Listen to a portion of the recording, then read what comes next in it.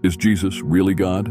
Let's find out in 60 seconds. In John chapter 1 verse 1, the Bible says, "In the beginning was the Word, and the Word was with God, and the Word was God."